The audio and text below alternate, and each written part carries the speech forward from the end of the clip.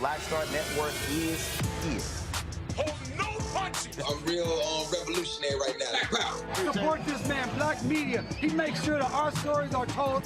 Thank you for being the voice of Black America, Roland. Stay black. I love y'all. All momentum we have now, we have to keep this going. The video looks phenomenal. See, there's a difference between Black Star Network and Black-owned media and something like CNN. You can't be Black-owned media and be scared. It's time to be smart. Bring your eyeballs home. You dig?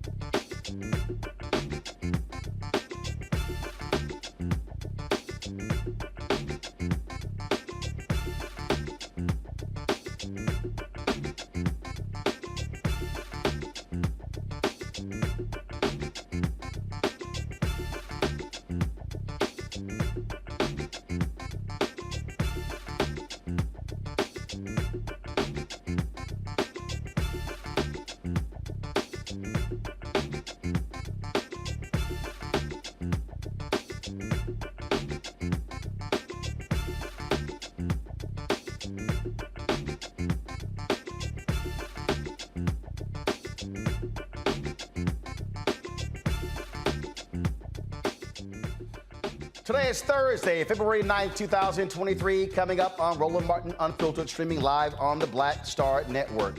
Black Colorado ranchers are being harassed by their white neighbors for being black after weeks of complaining about racist treatment, threats of physical harm, and the mysterious death of their livestock to local authorities. The black ranchers were arrested earlier this week. We'll break down the story and show you tweets, text messages, and videos of how blatant the racial abuse has been with the president of the Rocky Mountain chapter of the NAACP and the chairman of the private Dr. Martin Luther King Jr. Colorado Holiday Commission. It's been 9 months since a Houston police officer killed Jalen Randle. We'll get an update on his case from Jalen's parents and their attorney, Ben Crump. It's Black History Month, and Melina Abdullah, the co-founder of Black Lives Matter, is here to tell us about this year's Black History Matters campaign and what we can expect. Mental health in sports is often an overlooked topic. We've got the Super Bowl coming up this Sunday, NBA All-Star Game next week, and I'll be talking with a mental health expert about the impact sports can have on black people and what needs to be done for young athletes, professional athletes, to stay strong when it comes to their mental health. It is time to bring the funk. I'm Roland Martin Unfiltered on the Black Star Network. Let's go. He's got it. Whatever the miss, he's on it. Whatever it is, he's got the scoop, the fact, the find. And when it breaks, he's right on time and it's rolling. Best believe he's knowing. Putting it down from sports to news to politics. With entertainment just for kicks, he's rolling. It's on Go, roll, roll, y'all. It's Roland Martin, yeah. Rolling with Roland now. He's funky, he's fresh, he's real, the best, you know he's Roland Martin now.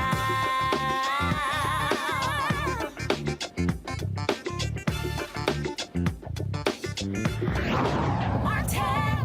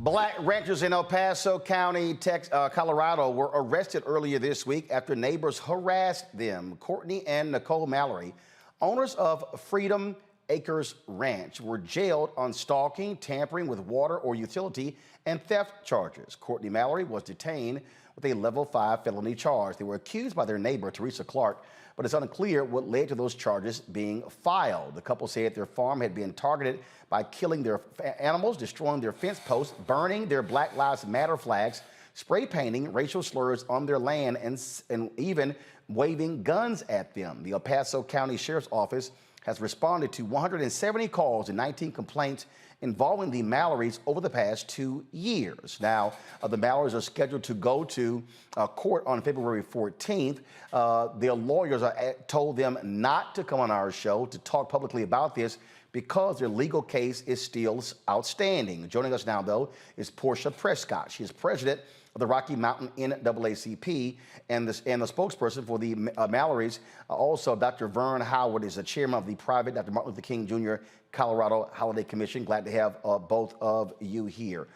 First off, Portia, this story has gotten lots of attention on social media. And so the family, the Mallorys, say that they have been under constant racial harassment. How long have y'all been working with them? And how long has this been going on, this racial harassment of them, and the authorities hadn't done anything? No. And I want to say thank you, Roland. It's an honor to be on your show today to talk about this unfortunate issue. And sorry I missed you in Colorado at the African Chamber Gala. But back to what has happened. No, we have been working with them. Technically, the Mallorys reached out to President Angela Stevens from the Colorado Springs branch of NAACP, and probably going all the way back to March of 2021 when things started being weird. So this has been a long 2 years of escalation that didn't need to escalate, but it got escalated more so around September, October of 2022 when the president of Colorado Springs escalated it to me as a state conference president so that I could now bring in more support, and especially from our national NAACP office. So we are here to make sure that the Mallorys are safe. They get good get good criminal defense, and their civil liberties are protected, and they're no longer harassed on their property. And we're bringing the awareness that this is really happening, and it's an El Paso County unfortunate situation. And I want to say I'm a Colorado native, and this is not Colorado. So anything we can do to help get this, completed, where the Mallorys are back on their farms, back safe with their animals, and get this situation rectified. NAACP, we are here from the Rocky Mountain NAACP for the long haul for this.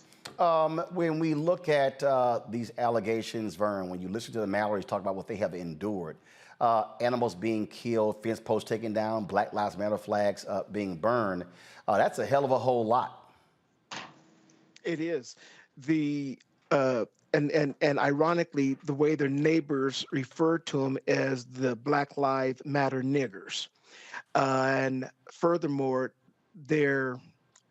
we have screenshots of the community literally coming out talking about getting pitchforks, fire sticks, having a public lynching, and things like that here in 2023.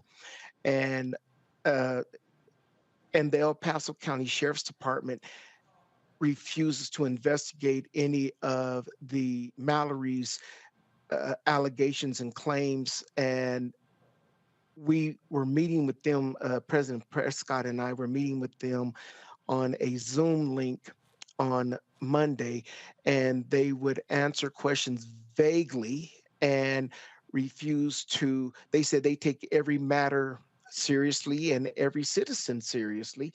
However, as they are sworn to serve and protect, they have failed miserably in this case.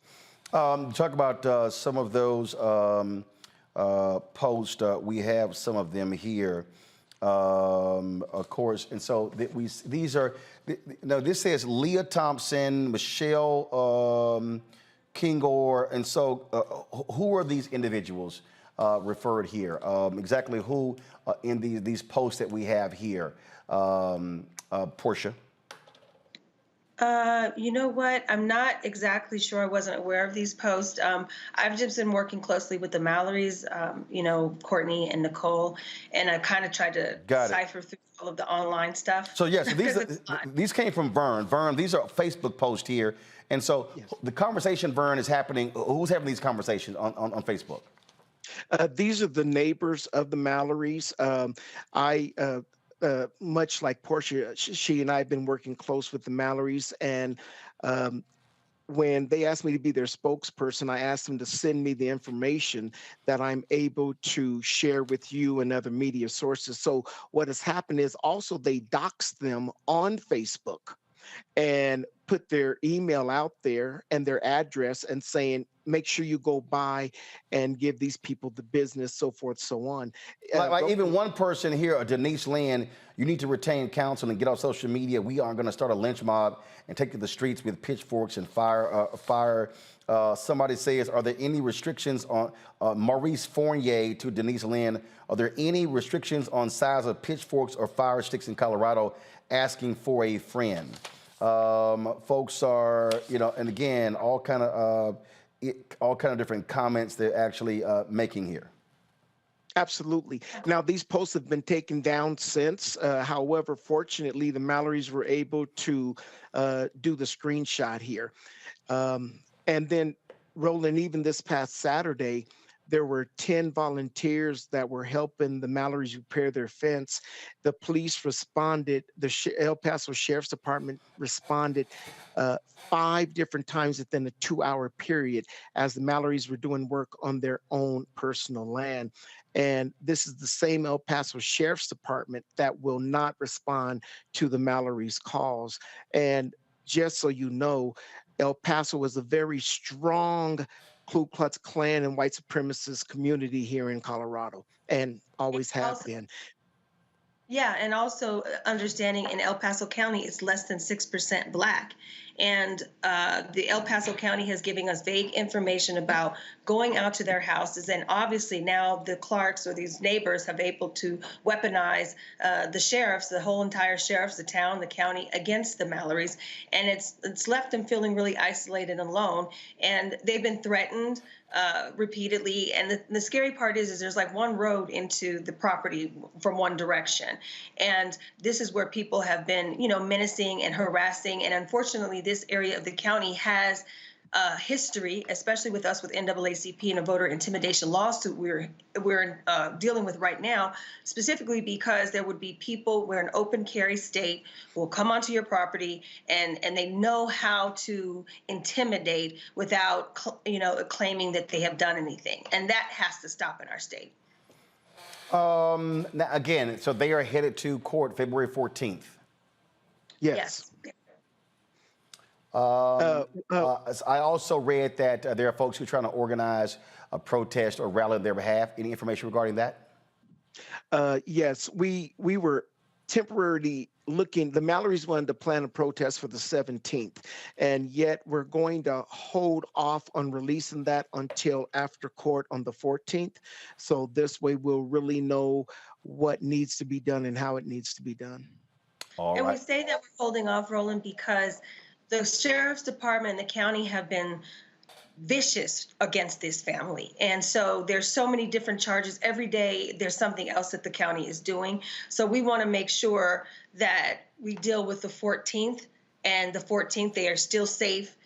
They're still legally represented and they're still out and free. And that's a concern of ours. So we want to make sure we know everything that's happening after the 14th, and we'll go from there. Rocky Mountain NAACP, we will be holding a day of action rally in Colorado Springs. So after their 17th date, if all goes well on the 14th, look for information from the Rocky Mountain, because we want to still escalate this, because we haven't ourselves even been able to get to the new sheriff that's in town. Apparently he doesn't have his chief of staff yet, and we had been reaching out to their office for months and the DA's office so that this situation wouldn't escalate like this. The only reason that we were able to get as far as we did is because we had to go to Senator Hickenlooper and to our Senator Bennett to force El Paso County to get on a Zoom with us. So we're struggling even having any relationship or any connection to the sheriff. So we're going to be making sure that we're down there so that the sheriff understand that the NAACP is here in Colorado, and we're going to be helping these families the entire way, and they can't ignore us.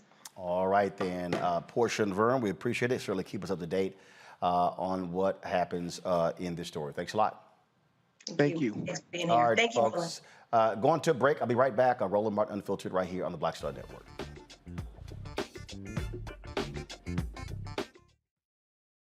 Most people think that these television shows that tell stories about who we are as black men, and then they paint these monolithic portraits of us, they think that they're being painted by white people. And I gotta tell you, there are a whole bunch of black folk that are the creators, the head writers, the directors of all of these shows, and that are still painting us as monoliths. The people don't really want to have this conversation. No, they don't.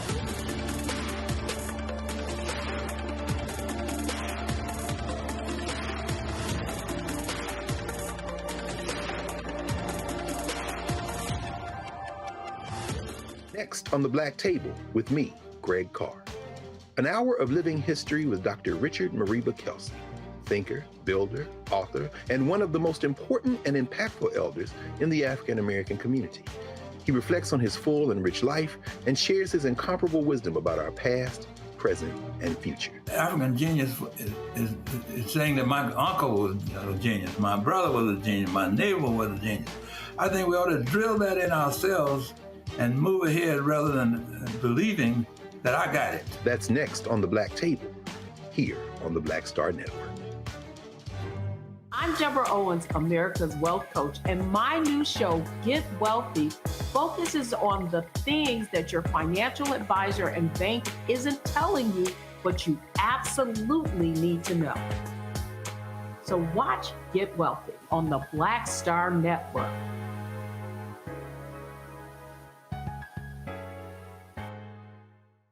What's up, y'all? I'm Will Packer. I'm Chrisette Michelle. Hi, I'm Chaley Rose, and you're watching Roland Martin Unfiltered.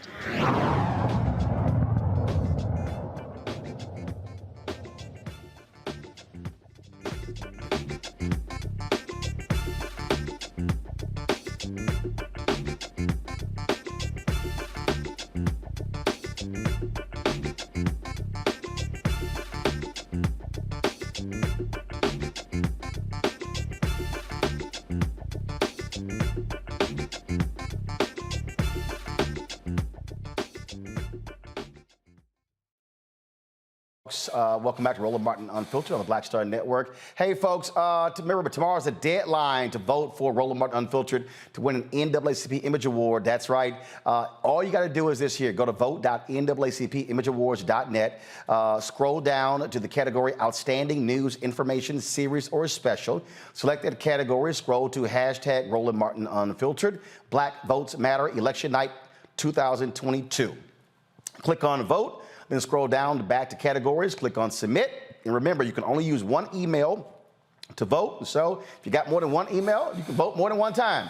The deadline to vote is 9 p.m. Eastern, February 10th. And so please cast your ballot for Roland Martin Unfiltered. This is our first ever NAACP Image Awards nomination. We've been trying for the last 4 years. Finally broke through. And so let's bring it home. Of course, we're going up against ABC, PBS, as well as two own specials on Oprah Winfrey Network. So, and we're the only the only independent black-owned media company nominated as well. And so let's make that thing happen. And so please vote.naacpimageawards.net. All right, folks. And so please support us in doing that. All right, we were talking about, of course, the story out of Colorado.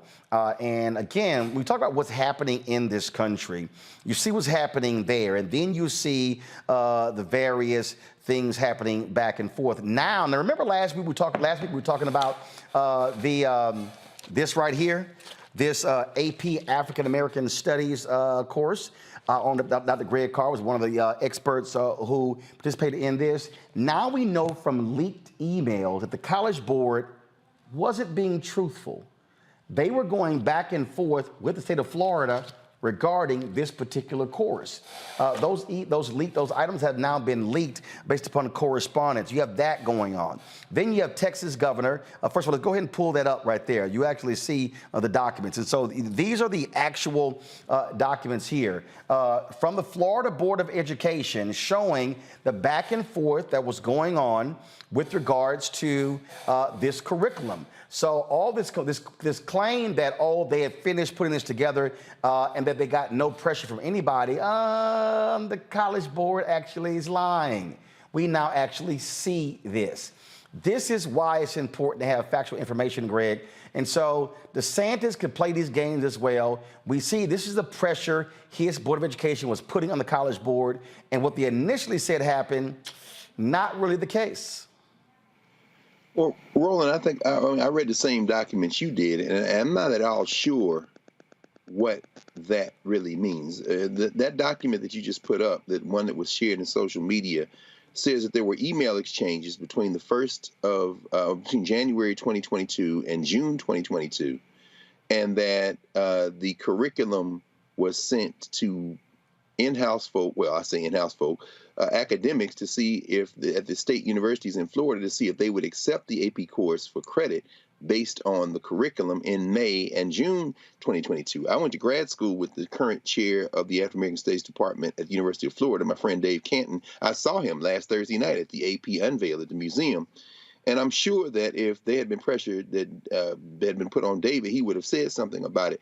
What that document does give the impression of is that the AP may have caved to something. However, that's not what that document says.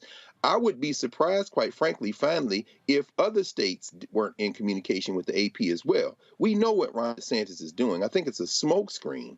And I don't know that anything was changed in the curriculum. I think for those finally who want to talk about this, and you had Steve Birnbaum about this.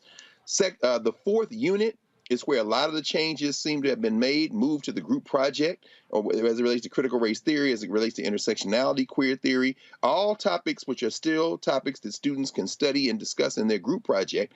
But I'm not sure what that document says other than emails were exchanged. I don't know. The thing the reason I'm bringing the Colorado rancher thing in this plus this next story is what Texas Governor Greg Abbott has done. Now he wants to do away with diversity in Texas. Now here's what's crazy here, Reese. 60% of Texas right now, minority. 60%. Here's the problem. 60% of those who vote in Texas are white. And so this is what you're dealing with. When I wrote my book, White Fear, this is what I'm talking about. When black and brown people have to understand, if we're not maximizing our voting power, you're going to have these hard right white conservatives imposing their will because what they are afraid of, DeSantis, Abbott, all these people, what they are deathly afraid of, they are afraid of the America that we are now and are becoming. They want to hold on to old white America, where white was right, where they controlled every lever of power. And so even this AP course is about that. What's happening in Colorado, absolutely. Blacks being able to control their own destiny. This is what's happening, and mainstream media is acting like none of this stuff is going on, and they're part of the problem because they don't want to cover this. You've got Moms for Liberty taking over school boards in South Carolina and firing black superintendents. You've got what's happening in Jackson. I'm going to play a video clip in the next segment where state lawmakers they held a news conference, and the Mississippi legislature has not provided any infrastructure money to the city of Jackson, Mississippi since 2009. Yet 60% of the sales tax and income tax from Mississippi comes from Jackson. So the black folks in Jackson are essentially funding damn near the whole state, but these white folks want to be able to still control. People need to wake up and see what is going on in America right now. Well, I've said it many times. Who gonna check them, boo? I mean, do you vote? No. Do you go to your city councils and your education board and number of things? No. So, yeah, they can do whatever the hell they want to do as long as you're abdicating your voter power to these white nationalists who know how to use power, take advantage of power, and abuse power to advance their means. And so we can lament it, we can cry about it, we can protest about it, but the damage has already been done the last cycle. So then the question is, what can we do in the meantime? And how can we, at some point, finally start to get ready for the next cycle without us having to beg and plead and share every kind of horror story and every kind of traumatic experience that's happening across the country before people fucking get it, that these white nationalists are playing for keeps and they're winning in many, many places, and they're trying to take that agenda more national. They already have the House. The Senate map is not very favorable for Dems in 2024, certainly not to expand the majority, but to even hold on to the majority. So we are not in the best shape. We've stopped some of the bleeding by not at least turning over both chambers to Democrats, but there's still a lot of damage being done at the state level. And these governors are just reelected, newly empowered, and they're trying to get to the White House themselves. You know, Erica, the point that Risa makes there, I think is important, that, which we always say on this show, don't complain after the fact. Oh, I always say vote or shut the hell up. I mean, the bottom line is they have a strategy. I did not on our air play that silly, stupid stuff from that ignorant fool, Sarah Huckabee Sanders, her Republican response, okay? But we streamed it. But here's the whole deal. Damn near everything she said was woke this, woke that, woke this, woke that. They want to attack everything that is about advancing black people and other people of color. Oh, absolutely. And I'll repeat this. I welcome to the new era of civil rights. And I have said that they are not coming for our necks. They're at our necks. And so when you look at social media, people have been complaining about not being able to retweet things, not being able to respond in DMs. Oh, you thought that was going to, I have said that all areas of communication, all levers of power, they're coming for that. So while, you know, things on the Shade Room might be saucy and salacious and get people's attention, they're everywhere else penetrating. They're the ops, but they're doing a really good job at what they're at their goal, which is to ensure that Black people stay in their place and make sure that when they walk on the sidewalk, that you move to the side. We got really good numbers around what was happening with the economy, jobs report, and guess what else is thriving? Racism is thriving. To see the video of pictures of slaughtered animals, that people would be so audacious to move on to somebody, go to somebody else's property and kill their animals. So let me just then say that in layman's terms, they killed the bag because they had to purchase those animals, they had to care for those animals, and then now all of the profit that they would have gotten from bacon or whatever it is that those animals were going to be produced are dead. So the bag is dead. I still do not understand people that have the rhetoric around holding your vote, around not voting, and seeing the damage that is being done day after day after day. What they did not accomplish January 6th, they're doing it every day. Hold it tight 1 second now, and I'm going to show you how even the Black mayor of New York, how he's weaponizing woke, and it's stupid. I'm trying to explain to people what the game is going on. You're watching Roland Martin Unfiltered on the Black Star Network.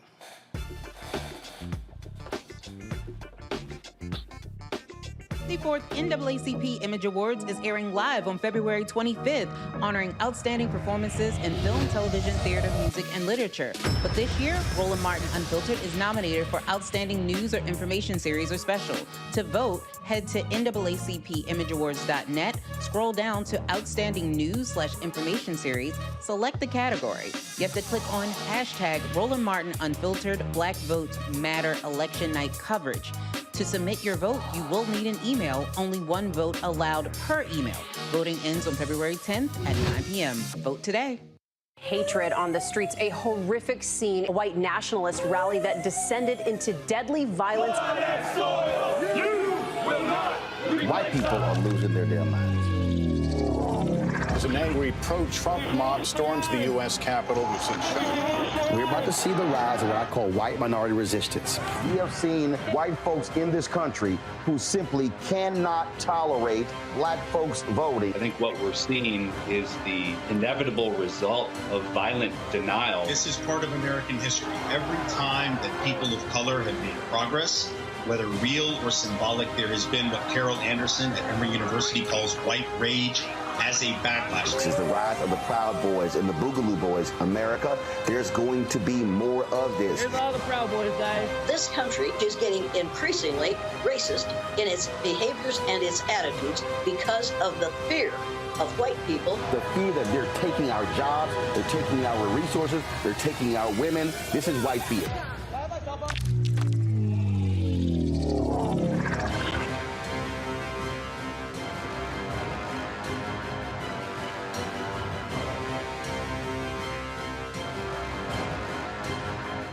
This is Judge Mathis. What's going on, everybody? It's your boy, Mac Wiles, and you are watching Roland Martin Unfiltered.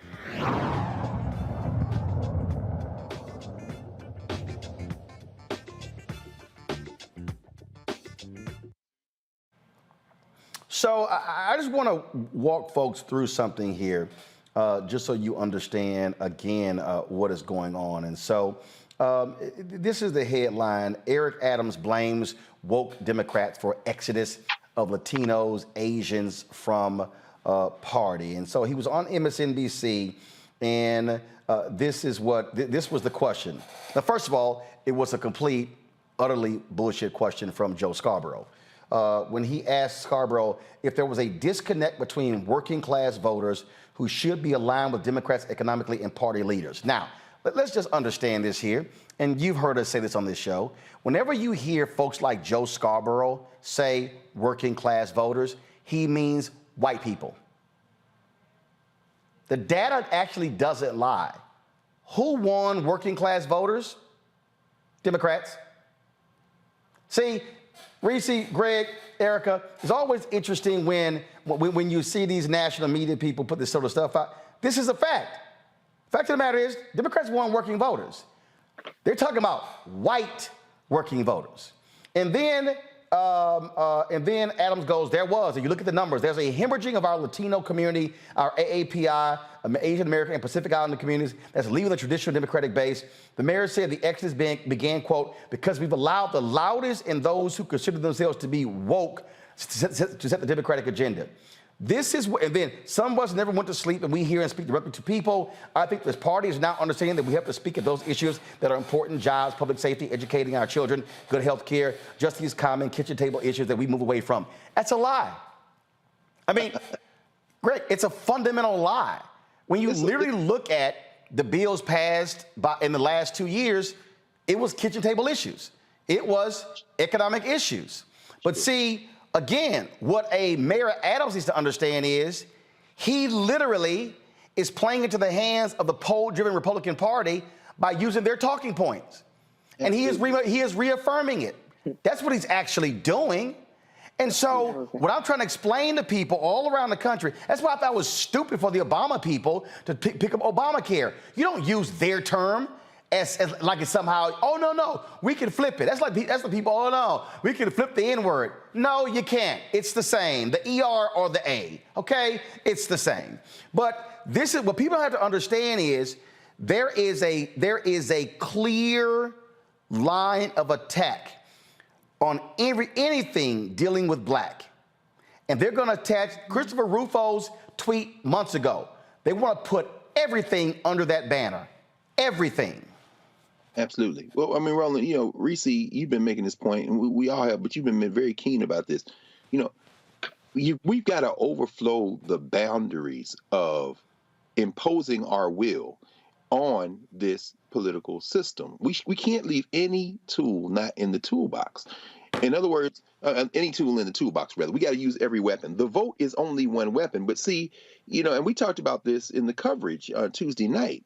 We didn't bring up the fact that Joe Biden was talking to working class voters when he starts using those very kitchen table issues. But then, of course, Joe Scarborough, a soft white nationalist, says, and then all the white-facing media says, Biden is representing the Democrats' attempt to win back the white working-class voters by talking about these kitchen table issues. Yeah, that's how y'all spin it because you're white-driven. We didn't bring that up. But, Reese, to the point you always raise, among others, all of us are saying it, but we've got to participate. Voting isn't the only option, but when you vote, you overflow the boundaries. Eric Adams is speaking in a Democratic Party that is targeting voters who already vote. They're not trying to grow the base. Abbott, DeSantis, and Hucker Sanders, they are trying to rally their voting white base. But all of them are driven by this logic that somehow, if we don't expand the voting base with the white nationalists through voter suppression and catering to white nationalism, and for the Democrats by trying to either chase these non-existent white voters or be tiptoe around issues and not grow the base, that's when you're going to get this kind of rhetoric. They're not trying to make people come out and invite people to come in and participate in the voting process. And finally, now you've got folks who are absolutely engaged, who are absolutely organizing, but they have cleaved out voting as an option. Some of them on the left are some of the people who are critiquing the AP course because they say you took out Black Lives Matter, which they didn't. But I understand their argument that it isn't centered like it was in the draft. All that's true. But if the choice then is to say that's why the two parties are the same and we're not going to vote, you are playing into the hands of the white nationalists. Look, all of what you say is true in terms of systemic criticism. But while that is true, also vote. Run some candidates. There are some progressive candidates like Summer Lee and them who have won, who are in the federal legislature now. You can vote and be a radical at the same time. I know some of y'all gonna say, no, I'm not talking to you. I'm talking to the rational, sane people, because the people who are most vulnerable, like in Mississippi and all the other places, they don't give a damn whether you've read Karl Marx or Cedric Robinson or you shouting about bell hooks or Angela Davis. At the end of the day, their water is jacked up. The white nationalists have taken the whole damn city of Jackson hostage from the Mississippi State House, and voting is one of the ways that you prevent this. Also lawsuits, by the way. In Colorado, police in Colorado, you're engaged in state action. When you're supporting these Klan adjacent people like this and then trying to hide, they're going to court. That's why we have to use the courts as a tool too to fight, and that's why judges are important. The thing here, Reese, that look, we have to be playing multiple pieces on the chessboard. That's what's going on. Yes. Look, we got Ben Crump coming up next. They hate Ben Crump. They hate the legal strategy. They targeted Black Lives Matter movement. Now, there were self-inflicted wounds. And this is where we have to be very smart about how do we not have self-inflicted wounds. They saw the effectiveness. Let me be perfectly clear. Let me go to camera 3. Listen to what I'm saying, y'all. They saw the effectiveness of the social justice movement. I need everybody listening to me, and I'm gonna say this very slowly. For the first time in American history, a majority of Americans in the wake of the death of George Floyd approved of Black folks protesting. That you had never seen public polling, a majority supported it. They set out to seek and destroy. And so what you're seeing is, now they're saying, we want to go after every other piece here because they saw how white folks, young Latinos, young Asians, young Native Americans, and Black folks were all of a sudden rising up, and they said, oh, that's the last damn thing we can see happen. That's right. And that's the strategy. And Reese, our folks had better wake the hell up, stop playing games, and realize they are not joking. They want all of this in their control. National, state, county, city, school board, DA, courts, water district, you name it. Absolutely. And the thing about that we really need to understand is, who are our enemies? We get so caught up in emotions. We get so caught up in feelings, justifiably so, because there's a lot that is thrown at us constantly. But what I like for us to do is talk policies, talk specifics, talk what's pragmatic, talk what's possible right now. Who's in office? What is their agenda? I remember when Ice Cube was on the show talking about the Black agenda that he and his folks came up with, the Contract for Black America, rather. And I told him at the time, I said, you know, many of these things that you're talking about are things that are already in progress. There are bills, specific bills. There are senators that are supporting it. Why don't you get behind them? Why don't you do a scorecard? So much of what we talk about is like all of this stuff is theoretical when there is actual policy being either implemented, proposed, or obstructed. And there are people who are obstructing it that we need to rise up against. There are people that are implementing or proposing it that we need to put our support behind. But the ones that are actually on our side are the people that get the most smoke, like, for instance, the Congressional Black Caucus, you know, and then the people that engage in the rhetoric and the ones that tap into our emotions, like somebody like a Bernie Sanders. I have to bring him up because the other day he was put up at, he was some kind of pedestal. He ain't passing no bills but naming post offices and Columbus and stuff from Representative John Conyers. But my whole point is, you have the people doing the work. I'm not even going to say Vice President Kamala Harris. I'll say Congressman Lauren Underwood, who has passed 14 bills since being in Congress. That's the kind of person that we need to be looking at what she's doing, how she's getting things accomplished, and rallying behind her. We need to stop latching on to the big names and the catchy firebrands and actually get behind the people doing the real work. That's not just on the congressional level or the federal level. That's also at the state level and the local level. Leave no stone unturned, but let's start getting into actual policy. Let's start communicating about policy. If you care about the issues, then go find out what's happening with it, spread the word far and wide, and get engaged. It's not going to change by just talking about our feelings and just talking about how all this stuff is being done wrong when work is being done. The Republicans are doing it to our detriment. They are turning protests into policy. Right. They're taking over scoreboards and they're doing the lawsuits. Like Dr. Carr said, we have to get a lot more litigious as well. Erica, I got about 45 seconds before I go to the break again. There has to be a strategy, and you must execute your strategy. If you don't, you lose. Oh, God, absolutely. And I think that strategy is laid out on this platform 5 days a week. It's just a matter of implementing it. And I think that, to Reese's point about feelings, I just mentioned social media. So what the hell are you going to do when there's not somebody who is stunting on social media, showing you what they're wearing, screaming at somebody?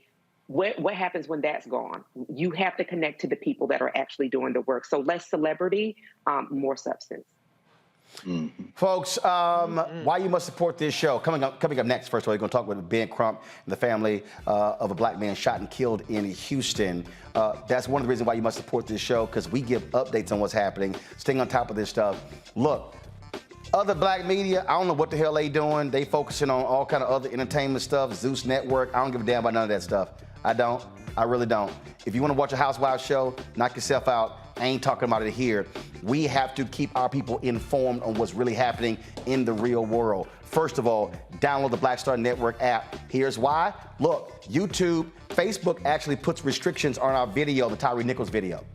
Anytime we discuss a police shooting, Facebook and YouTube put restrictions on us. We don't have restrictions on our own app. That's why you must download the Black Star Network app, Apple phone, Android phone, Apple TV, Android TV, Roku, Amazon Fire TV, Xbox One, Samsung Smart TV. We're also now on Amazon News. When you go to Amazon Fire, go to Amazon News. You will see us with all of the cable networks as well. But your dollars also matter. We must join our Bring the Funk fan club. I've been fighting with advertisers all week, y'all, who don't want to fund us. Check in money orders. Go to P.O. Box 57196, Washington, D.C., 20037-0196. Cash App, $RM Unfiltered. PayPal is R Martin Unfiltered. Venmo is RM Unfiltered. Zelle, Roland at RolandSMartin.com. Roland at RolandMartinUnfiltered.com. We come back, Ben Crump. Next on Get Wealthy with me, Deborah Owens, America's Wealth Coach. Listen to this. Women of color are starting 90% of the businesses in this country. That's the good news. The bad news, as a rule, we're not making nearly as much as everyone else. But joining us on the next Get Wealthy episode is Betty Hines. She's a business strategist, and she's showing women how to elevate other women. I don't like to say this openly, but we're getting better at it. Women struggle with collaborating with each other. And for that reason, one of the things that I demonstrate in the sessions that I have is that you can go further together if you collaborate. That's right here on Get Wealthy, only on Black Star Network. Next on the Black Table with me, Greg Carr. An hour of living history with Dr. Richard Mariba Kelsey, thinker, builder, author, and one of the most important and impactful elders in the African American community. He reflects on his full and rich life and shares his incomparable wisdom about our past, present, and future. African genius is saying that my uncle was a genius, my brother was a genius, my neighbor was a genius.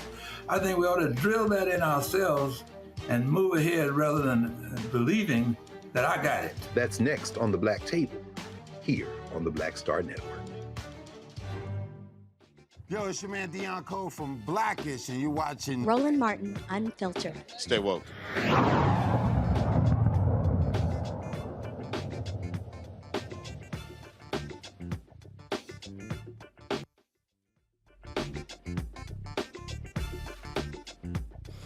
All right, folks, 9 months ago, Jalen Randle was shot and killed in Houston, Texas. The officers were attempting to execute a search warrant on April 27th after a brief car chase where Jalen was a passenger. Officer Shane Prevett shot Jalen as he ran away. As of today, Prevett is still on paid administrative leave. The Randles are still awaiting on some accountability for Jason's death. Joining us right now is Ben Crump, the family attorney, Jalen's father, Warren, his mother, Tiffany, Rachelle, and stepfather. They all join us right now for the update. First of all, Ben, I want to start with you. 9 months. What's up with the DA? Is there a grand jury? What's happening?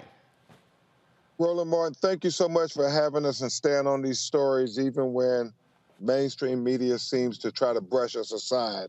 So I always want to say thank you. Right now, the matter is supposed to be going before a grand jury in the next 4 weeks. We will see if that happens because, as you know, any reason that comes up, and I'm not going to point fingers, but they will kick it to the next grand jury cycle, and that is so heartbreaking to families who want to see justice swiftly, like we saw with Tyree Nichols when it was 5 black police officers, but now this is a white officer killing a young black man, and the question is, how long before we get charges brought? And that is why we got to keep pressing them, Roland Martin. Warren, has a DA kept y'all abreast of what's going on here? Stayed in contact? No, they haven't. They haven't been in contact with us at all. The police, the DAs, no public officials, anything like that. We've basically just been in limbo. Wow, that is, I mean, Tiffany and Tony, that's crazy because it's interesting because when you have other incidents that not involving cops, it's amazing how folks want to be communicating, yet when there's a police officer involved, folks strangely go silent. Yes, and that's the thing that we have right now going on is everybody is in silent. No one is actually speaking to us about anything, and we are right now at a standstill. But when stuff happens with black cops, it's automatically. It didn't take but 2 weeks in Tyrese, so it's an issue with me because it's taken 9 months for something that happened in 3 seconds. And again, we showed the body camera footage because Ben, correct me if I'm wrong, and then I'm gonna go to Tony here. Ben, they said one thing happened until we saw the actual footage. Exactly, and that's always the case, Roland. It's these false police narratives. Even on Tyrese Sampson case, even on George Floyd case, the initial police report was replete with inconsistencies, at best, lies at worst, once we saw the video. Once we saw the video in Tyree, we got to the truth. Once we saw the video in George Floyd, we got to the truth. And once we saw the video in the Randle tragic killing of a young man in less than 2 seconds, the police shot even before he got out of the police car and killed him. And so that's why we keep saying Jalen Randle name has to be elevated just like these other names to make sure they don't sweep it under the rug, Roland. And Tony, that's it right there. And we keep saying on this show, look, we're sick and tired of these cops getting off for lying about what happened, and then the body cam footage shows something totally different.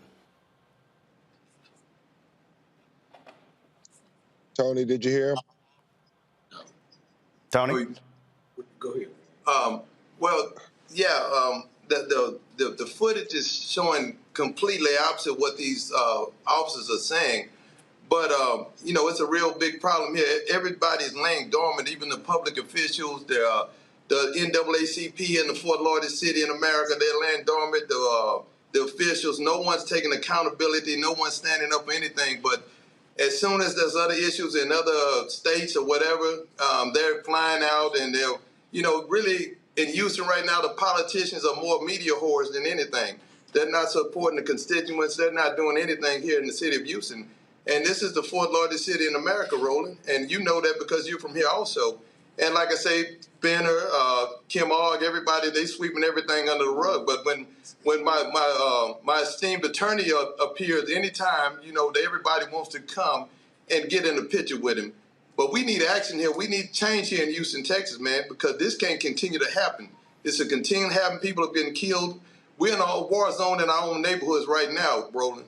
And nobody's being here for us. Nobody's speaking up for us. And like I say, they're trying to sweep everything under the rug. It's been 9 months to investigate 3 seconds. You've got a 3-second rule in the NBA. They don't take that long, Roland. It's just crazy. And again, Ben, unfortunately, you've had to deal with this all over the country, where some places justice is swift, it is real, significant. In other places, they slow walk. Yeah, and Roland, you know, we can never forget the blueprint that has been shown to us in Memphis. When it was 5 black officers, we saw how swiftly they moved. Like the police chief said, it was important that the community see swift action. It was important that they move swiftly towards justice. Well, whether it's Houston or anywhere else, when it's a white officer or a black officer and we see excessive force or crime on video, we need to see them move swiftly. And that's why I was so thankful that Jalen's mother, Tiffany Rochelle, came and sung, I mean, beautifully sung, Roland Martin, at Tyree Nichols' funeral, because we have to do whatever we can to bring attention to these tragedies so they won't sweep it under the rug as if our children never even existed. And that's what we continue to fight, Roland. So thank you again for talking about this case when everybody else is not saying a word about it. I know we can count on you, and Mr. Randle is right. Every time I show up to Houston, they all say what they're going to do, but then when the cameras go away, we're still left waiting. We better get a grand jury in a month or so, or we're going to have to go to other means to get attention for Jalen Randle. Absolutely. And so, again, Warren, Tiffany, and Tony, we appreciate that. Ben, while we have you here, of course, I had to speak to the FCC here this week, could not be at your ceremony on yesterday in Florida. The law school was named after you. Of course, we talked about it on the show. But I did see, first of all, you had a surprise guest who showed up there to wish you well in the name of Will Smith. He's doing pre-production for Bad Boys 4. He and I were texting last night. And of course, and I know he also did this video for you as well. I want to play it for our audience. Here we go. Ben is on stage now, so I gotta whisper. But congratulations, man. Benjamin L. Crump College of Law. Happy to be here, happy to support. Congrats. So Ben, congratulations. Is the only practicing attorney with a law school named after him? Some black attorney, the first one in the history of a non-HBCU. So it was a Black History moment, and Will Smith came and put his money where his mouth was at, rolling, so we can help make future civil rights lawyers, so people like Warren and Tiffany and people we know all over the country can have somebody to help them fight for justice. And I cannot wait, Roland Martin, for you to come down to the Ben Crump College of Law. We'll have Tiffany and Warren, and we're going to have you live broadcast from the Ben Crump College of Law, Roland Martin. That would be Black history in and of itself. Well, Black-owned network at a black law school. And again, I don't have to ask anybody to do it, so yeah, that can easily happen. Ben Crump, I appreciate it. Thank you so very much. Again, Warren, Tiffany, Tony, thanks a bunch. Keep us abreast of what happens in the case of Jalen. Thanks a lot. Thank you, Roland. Thank you. Bringing my panel here, Reese, this is, we can't say it enough, but again, when I think about that Freedom's Journal quote, we wish to plead our own cause, too long have others spoken for us. There are just so many things that keep happening in this country that if we do not have our own media telling our story, it ain't gonna happen. Look, I've been giving the White House hell, and it's a problem for me that President Biden, 2 years in, has not had a sit down with black journalists or black-owned media. I don't know if even one black-owned media outlet has even had a one-on-one interview with President Biden.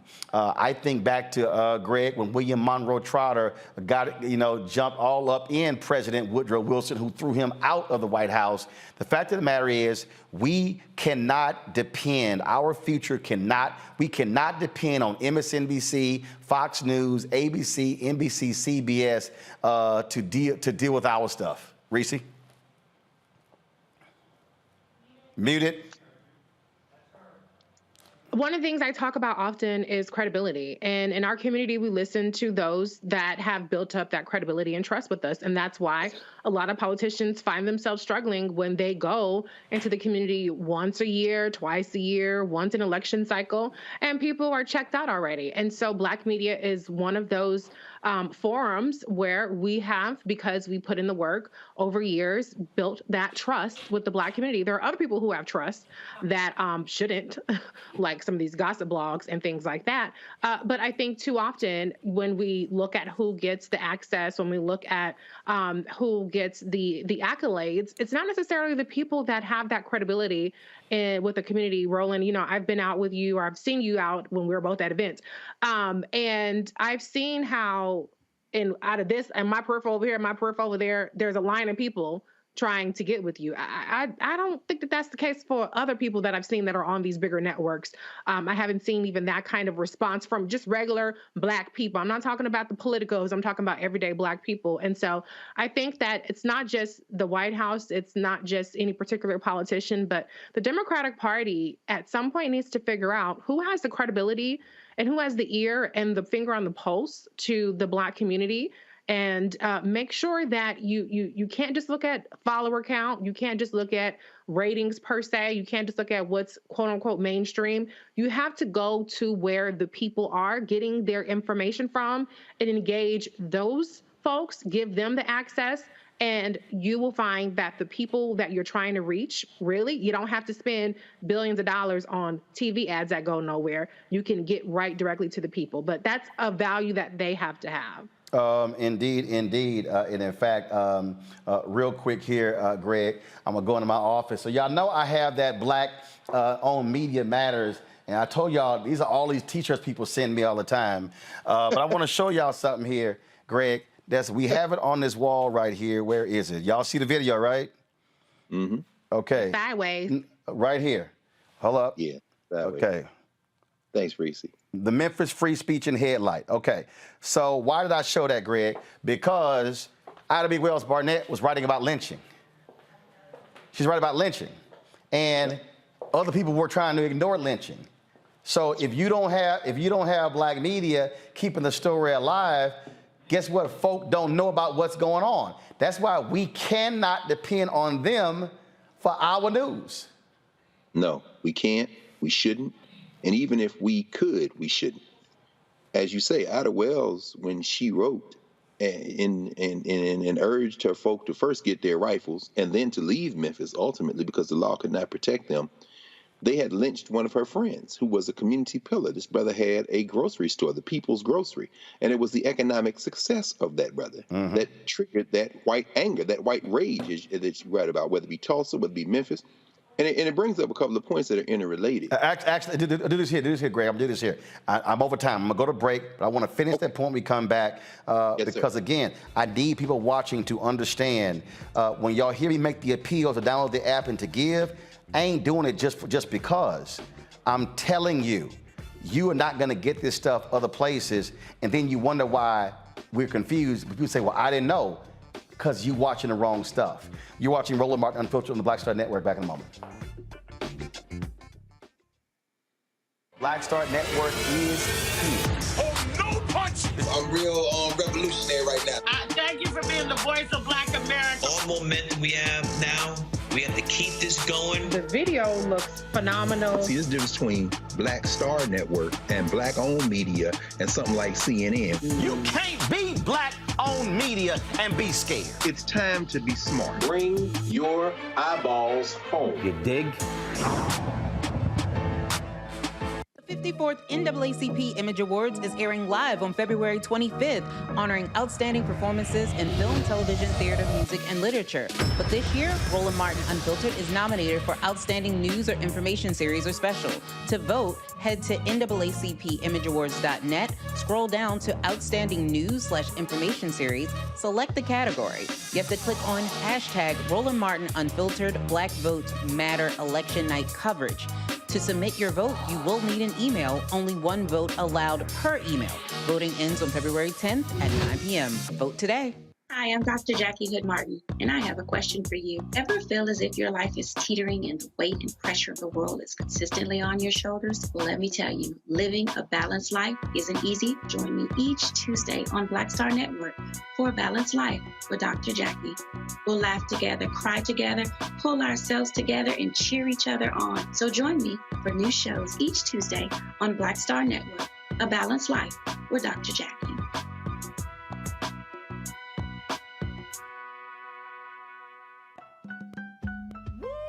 We're all impacted by the culture, whether we know it or not. From politics to music and entertainment, it's a huge part of our lives, and we're going to talk about it every day right here on The Culture with me, Faraji Muhammad, only on the Black Star Network.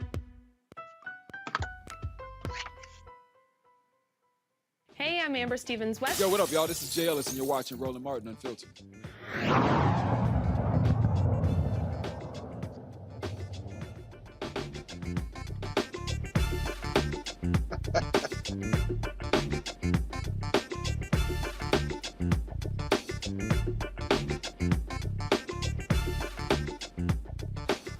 All right, folks, y'all see that there's a reason there's a portrait of Ida B. Wells Barnett in this studio. You see her famous quote, "The way to right wrongs is to turn the light of truth upon them." Greg, That's what, of course, our desire, what we want to do every single day when we're talking about these issues.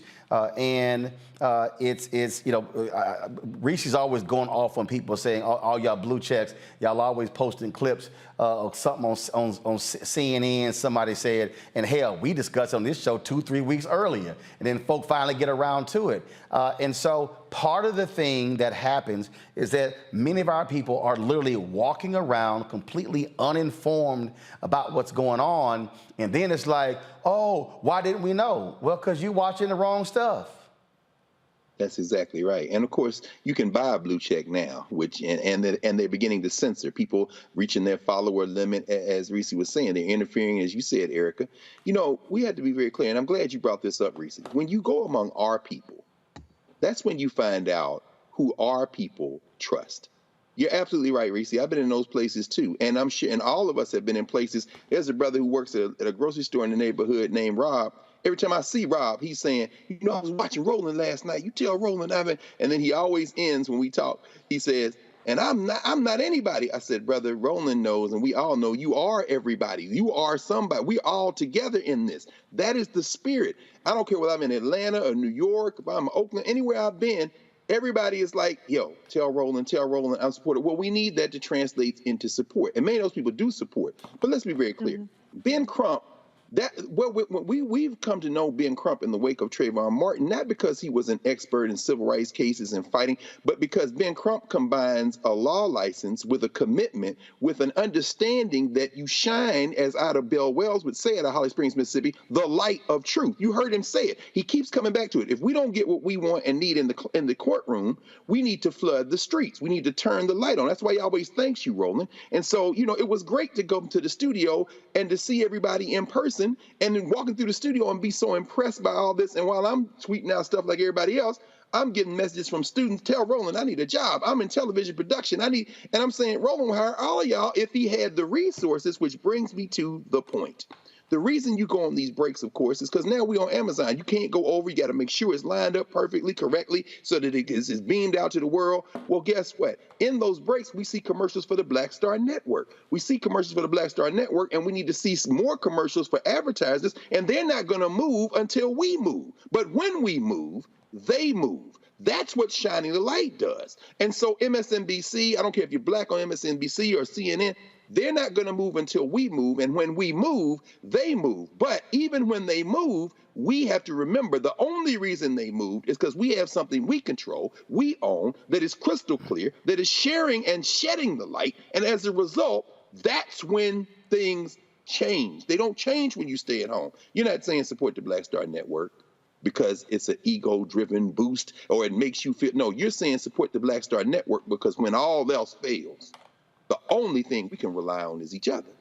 The thing here is a couple of things I want to say here, Erica. First off, and it always amazes me when I hear these people say stuff. Here's what they don't understand. Fox News generates about $1.5 billion in profit. I ain't say revenue, profit. CNN, about $1 billion in profit. MSNBC, $600 to $800 million in profit. Folk, the best year we've ever done was $3 million in revenue, 800,000 in profit. 800,000 versus $1 billion in profit. That's what folk have to understand when what we're up against when we're talking about these massive forces. You got these conservatives who are funding to millions of dollars, this conservative media as well. That's what we're up against here. So folk have to understand that. But let me also make this point here, because I look at some of y'all's comments, people on social media, in the chat boards, and y'all always got something to say about Ben Crump. Ben Crump, and I heard Stephen Jackson's comments as well, ripping Ben Crump and Reverend Sharpton at the Tyree Nichols funeral. About, yeah, I saw it during the whole George Floyd deal. Did Stephen Jackson forget that the George Floyd family got the largest ever settlement in American history for police abuse? How do you think that happened? To the people who say Ben Crump don't win cases, Y'all, he's not a prosecutor. What y'all don't understand is, why did the sister in Mississippi switch lawyers? Because what happens is, if a case is not getting attention, media-wise, then the prosecutors are like, we can ignore it. That impacts also settlements. So folk need to understand what happens here. The most they can do is go after a civil lawsuit. Well, the reality is you're likely going to settle lawsuits. People need to understand the role that these lawyers play. Don't forget, there was a settlement in the Breonna Taylor case, but they also, as a part of the settlement, negotiated changes to police policy that the city council passed. And so our people, Erica, need to understand, we explain that kind of stuff here. They're not going to take the time to explain it on MSNBC or CNN. And so our folks just need to understand why, as Captain Hughes said, information is power. So let me speak to two things, and that's around two things that you mentioned, change and policy. So in reading, and it was really good to see Jalen Randle's mother and both his father and stepfather, to see them there as a united front. But in looking at her, my heart went to her because I thought about what she said, which was not in this interview, but through media. She talked about one of the things that has not happened is no one has asked her, Tiffany, do you require psychological help? And for the past 9 days, about 1,000 people who are subscribed to the Reframe Brain, we've been walking through and will continue to walk through this month being about wellness. It's a companion to Black History Month. Because in that $1 billion in profit that these other news media networks are doing, a lot of that is $1 billion of harm. Seeing that trauma play over and over again, and the families don't have a voice or any say-so in that. So when we're talking about change and we're talking about policy, what Ms. Tiffany Rochelle spoke to around ensuring that, listen, when this happens, there needs to be some type of support, psychological support for those who are left to grieve. Because when J. Philip Clay was on a couple weeks ago, the question I said that I was going to ask him, since he led with Tyree Nichols' name out of his collection of paragraphs, Miles, is that, do you know how grief impacts the body? Do you know? Does anyone realize that people who experience that level of loss are 2 times predisposed to heart attack? Do they understand that they do then have to experience disruptive sleep patterns, which does impact our heart and our immune system? That those very people that are grieving, and they're grieving publicly, that in their public and in their own private griefs, that they are more susceptible to having blood clots. And let us not also fail to mention that their brain is rewired. And if there's not an interruption in that there's a permanent stress response whenever they see blue lights. We already know that that's something that negatively impacts especially brown and Black bodies. When they're reminded, be it a gunshot, it could be lights, it could be anything that could trigger that stress response. These are the other things that are not spoken about, but because Black people have this cape of strength about them, which is actually a mirage in the facade. It is a survival mechanism. And I am here to tell you, we cannot do this for another generation. Change, absolutely. Changes to policy, absolutely. And this is why I rebuke when people come on this and other platforms and they talk about withholding and abstaining from the vote, because the consequences are so much more dire for us. There are things that Harriet Tubman, Sojourner Truth, and many, many others endured, so we would not have to endure that now. We don't have to have the spirit of a Harriet Tubman now if we do what we need to do at the ballot box and in our communities. Absolutely. And so, folks, we want you to understand this is the work that we do every single day.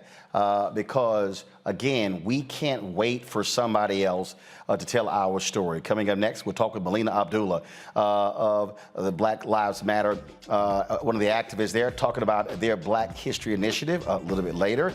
We'll be talking about the importance of mental health in sports. Super Bowl takes place on Sunday. NBA All-Star Game is next week. NBA trading deadline was 3 p.m. today. A lot of different things happening, and we always talk about how much money the athletes make, but it's amazing how we don't talk about the mental health issues that they also face. And so we'll be talking to one of the experts about that as well. So lots more to talk about in the show. Don't forget to support us in what we do. Download the Black Star Network app, Apple phone, Android phone, Apple TV, Android TV, Roku, Amazon Fire TV, Xbox One, Samsung Smart TV. Support us by sending your check and money orders to P.O. Box 57196, Washington, D.C. 20037-0196. Cash App, $RM Unfiltered. PayPal, R Martin Unfiltered. Venmo is RM Unfiltered. Zelle is Roland@RolandSMartin.com, Roland@RolandMartinUnfiltered.com. And get my book, White Fear, How the Browning of America is Making White Folks Lose Their Minds. Available at bookstores nationwide. Download it from Audible. And don't forget to support us for the Image Awards. Go to vote.naacpimageawards.net. Cast your ballot in the Outstanding News category. Scroll down to Roland Martin Unfiltered. Black Votes Matter. Election Night 2022. You have until 9 p.m. Eastern tomorrow night to cast your ballot. We'll be right back. On a next, A Balanced Life with me, Dr. Jackie, a relationship that we have to have. We're often afraid of it and don't like to talk about it. That's right, we're talking about our relationship with money. And here's the thing, our relationship with money oftentimes determines whether we have it or not. The truth is you cannot change what you will not acknowledge. Balancing your relationship with your pocketbook. That's next on A Balanced Life with me, Dr. Jackie, here at Black Star Network. When you talk about blackness and what happens in black culture, we're about covering these things that matter to us, speaking to our issues and concerns. This is a genuine people-powered movement. There's a lot of stuff that we're not getting. You get it, and you spread the word. We wish to plead our own cause. Too long have others spoken for us. We cannot tell our own story if we can't pay for it. This is about covering us. Invest in Black-owned media. Your dollars matter. We don't have to keep asking them to cover our stuff. So please support us in what we do, folks. We want to hit 2,000 people, $50 this month, raise $100,000. We're behind 100,000, so we want to hit that. Your money makes this possible. Check some money orders. Go to P.O. Box 57196, Washington, D.C. 20037-0196. The Cash App is $RM Unfiltered. PayPal is R Martin Unfiltered. Venmo is RM Unfiltered. Zelle is Roland@RolandSMartin.com. Hi, I'm Teresa Griffin. Hi, my name is LaToya Luckett, and you're watching Roland Martin Unfiltered.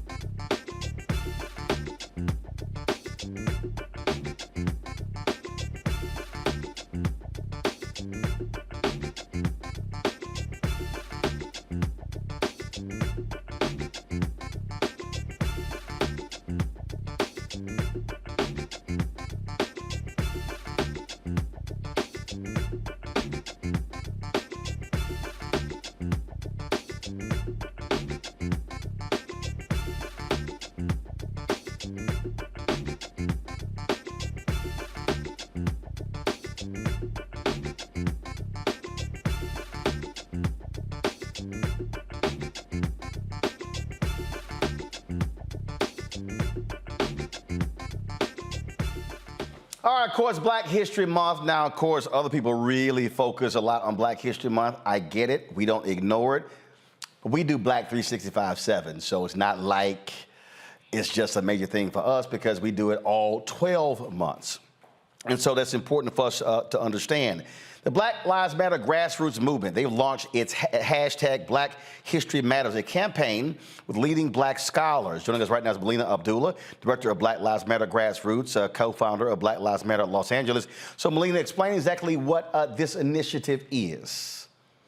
Yes, so we're actually 3 years into our Black History Matters campaign. Every February, Black Lives Matter Grassroots, which is Black Lives Matter, engages with scholars from all around the country to do mini political educations, to talk at length or as long as Instagram will allow us to talk about our heroes and sheroes, about the events and movements that have forged the way as we struggle for Black freedom. And so each day there's an installment. Today's installment, we talked about Ida B. Wells, who I know is one of your sheroes. Our beloved Dr. Julianne Malveaux wrote the caption for Ida B. Wells, which goes more deeply than like a Wikipedia post. It's really about her impact on Black freedom. It's really about her impact on us, and it's meant to inspire us to do the work of making Black history. And this year, Dr. Anthony Ratcliffe of Cal State LA's Department of Pan-African Studies is leading that charge, and he's curating and working with these 28 Black scholars from around the country to make sure that we uplift names that we know, like Ida B. Wells and Frederick Douglass, but maybe names that are lesser known as well, but have still forged the path for us. And look, what we're talking about here is that we're now living in an America where our history is under vicious assault because what these folks don't like, they don't like the fact that we now get to tell our own story. That's right. That's right. And, you know, of course, what you do, like you said, every day is about us telling our own stories, right? One of my first encounters with you, I don't know if you remember this, but this was back in 2014, 2015, and we were in space together. And one of the things that I talked about, and one of the ways in which, you know, I'm most appreciative for you is there's an African proverb that until the lion tells the story, the hunter will always be the hero. And you have been a lion for us. Our Black scholars are lions for us. The whole discipline of Pan-African, Black, Africana, African-American studies is about us being the lions who not only tell our own history, but also understand that knowledge comes from many spaces. It comes from reading books like those piles and piles that sit behind people like Dr. Greg Carr, but it also comes from the wisdom of our grandmothers and mothers in our neighborhoods. And it's meant in every space, intellectual work is meant to contribute to the freedom of our people. So our Black History Matters campaign is about inspiring the work, about remembering that these intellectual traditions are core to who we are as Black people and inspire us as we move forward. We're not just struggling ahead aimlessly. We have a pathway that is thought out, that's well determined, that's well considered. And that's what Black History Matters is about. So we hope that everybody will follow the hashtag Black History Matters on Instagram to get these mini boosts of political education, Black political education that are brought to us by some of our greatest minds. All right, Melina Abdullah, we appreciate it. Where can people go to get more information? Just follow BLM Grassroots on all social media. Those posts are, again, on BLM Grassroots Instagram, and people can go to blmgrassroots.org for more about Black Lives Matter Grassroots, which is the on-the-ground work of Black Lives Matter. All right, then. We surely appreciate it. Thanks a lot. Thank you so much. Greg, I want to start with you. When I talk about what is under attack, it literally is. And it's interesting. I've had conversations with people, and they will say things like, "I mean, you know, we need to have more of this taught in our schools." And I keep saying, if you keep waiting for a school system to teach Our kids. I'm like, you out your mind. I mean, I'll never forget when I was in African American history class, studies class at Texas A&M, and we were Dr. Broussard was the professor, and Dr. Alvin Broussard, and he was sitting there teaching class, and there were some black students in there, and many of the black students were real cocky to the white kids about black history, and so we started going over some stuff, and I would look at them, I'm like, your ass didn't know that either, huh? And I would sit here, of course, they would be mad at me. I'm like, look, you can get mad at me, but I said, we one of them black families that had them 4 volumes of Ebony magazine, the pictorial history of blacks in America. I'm like, so I was flipping through them bad boys when I was 6 or 7 years old. I said, so none of this stuff is new to me. And it's a whole bunch of black people who are walking around today utterly clueless about our own history. Absolutely. And there's a greater percentage of them who are utterly clueless who are in the academy at the university than there are in the community. Roland, you've put your hand right again on the living heart of this. When you talked to Steve last week about the AP course, and this is a brother at the top level of the College Board, and you reminded him about those ebony volumes. It is a reminder that our community has always taught our history. Before apartheid was over, before Jim and Jane Crow was over, it was more coordinated, it was stronger. Carter Woodson had his textbook, The Negro in Our History, in those segregated schools. Well, you keep making a point. Hey, y'all, before, no disrespect, before Nicole Hannah-Jones' 1619 Project, Lerone Bennett was doing that kind of writing in Ebony magazine every month. That's exactly right. In fact, the earliest textbooks we have, J.W.C. Pennington, History of the Negro Race, was 1841. Robert Benjamin Lewis, Light and Truth, 1837. And that is no disrespect. Every generation has to tell its history. But Roland, you're making the most important point. And it is a constant theme tonight, and as you say, 5 nights a week, Reese. When we control our narrative, it shapes how we are respected and how we can move together as a force. The sister in Atlanta, who then moved to Memphis, who brought the Scorpions unit and that concept of policing, over-policing our community with us. The sister who's now police chief in Memphis. That unit was disbanded because there's uproar now. The community is involved. Now, why do I connect that to what we're talking about here? I'm saying that the way we studied history has now forced the College Board to introduce this course. Were there people like Steve at the College Board who wanted to do this course for years? Absolutely. But when y'all got out in the street in the summer of 2020, and Roland covering that and everybody pushing that, it scared the hell out of every white institution in this country, including the College Board. That gave Steve and them the momentum to say, hey, what about now? Hell yeah, let's do it, let's do it. And here we are. And I'm telling you, there's some black people who wanted to go slow, who are now jumping out in front of this, involved with the College Board, saying, hey, this is the time. Yeah, you wasn't talking like that. This is the outside-inside strategy. And finally, I'll end with this.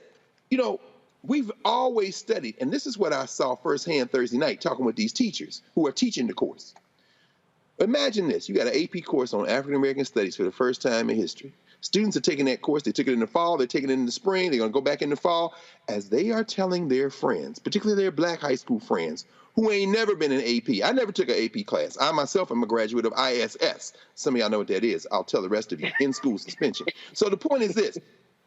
As these black students are finding out about this class, guess what they're telling these black teachers that are teaching it? I want to take that next semester. Guess what College Board's about to have on its hands? You got a problem. Why? You have black students who now want to take this class, and other students, you ain't going to have enough teachers. That is not coming from people who have shaped this from the top down. That's coming, as we've used the rhetoric, from the bottom up. The same people who watch Black Star Network, same people who watch Roland Martin Unfiltered, same people who don't wait on anybody to save them. They're going to overflow the boundaries of this argument about the College Board. And while they're doing it, the community will continue to do what we have always done. Teach our own, save our own, protect our own. And that's the best way to change everything. You start from the inside. See, Reese, if you're a baby boomer or a Gen X, I know you're a real one. Go to my iPad. I know you're a real one if you know what this is. If you know what this is, I know you a real one. If y'all had listen, some black people couldn't afford all 4 volumes. But if you had 1, 2, 3, or all 4 of these, I know you a real black person. Well, that's a little before my time, but I did have. Carol, my producer, her mama still got hers. I love it. You know, there's something to be said about a framework, though.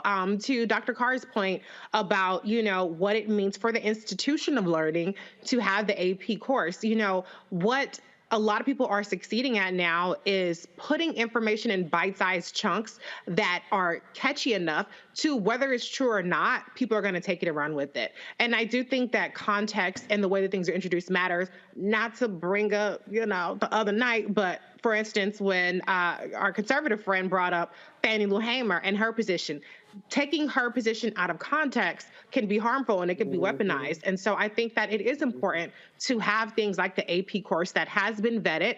Now it's been watered down to a certain extent, but it has had scholars, esteemed scholars like our beloved Dr. Carr, involved with that framework, because that is how you get people out of the tweet, out of the headline, out of the meme lens of getting information and really digging a lot deeper. So I think that that's something we need to value. I agree we need to do our own stuff as well, but that framework cannot be overstated how important it is.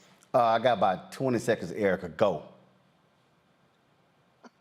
No, I mean, information plus engagement equals power. That was the formula for the Savage Politics when I had that particular platform. So I think that the more people are informed, I think that people will feel more engaged and more powerful about the truth that they actually do speak and not being swayed by soft messages. All right, folks, I got to go to a break. Up next, Keisha Dennis, give me a shot. Will join us. We'll be talking about mental health and athletes. That is her expertise. She's waiting to talk about that. Super Bowl, of course, Sunday. NBA All-Star Game is next week. And again, we focus a lot. Look at the camera right there. Look at it right there. We focus a lot. There you go. We focus a lot about, again, how much money they make, but we forget these are still real people. So we'll discuss sports and mental health next, right here on Roland Martin Unfiltered on the Black Star Network. Hatred on the streets, a horrific scene, a white nationalist rally that descended into deadly violence. White people are losing their damn minds. As an angry pro-Trump mob storms the U.S. Capitol, we've seen shooting. We're about to see the rise of what I call white minority resistance. We have seen white folks in this country who simply cannot tolerate black folks voting. I think what we're seeing is the inevitable result of violent denial. This is part of American history. Every time that people of color have made progress, whether real or symbolic, there has been what Carol Anderson at Emory University calls white rage as a backlash. This is the rise of the Proud Boys and the Boogaloo Boys. America, there's going to be more of this. Here's all the Proud Boys, guys. This country is getting increasingly racist in its behaviors and its attitudes because of the fear of white people. The fear that they're taking our jobs, they're taking our resources, they're taking our women. This is white fear.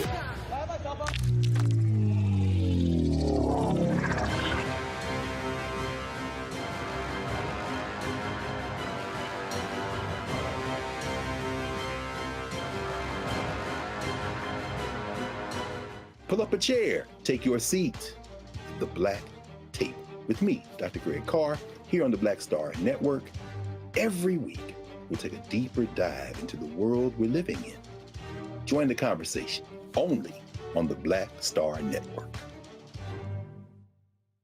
Hi, I'm BB Winans. Hey, I'm Donnie Simpson. What's up? I'm Lance Gross, and you're watching Roland Martin Unfiltered.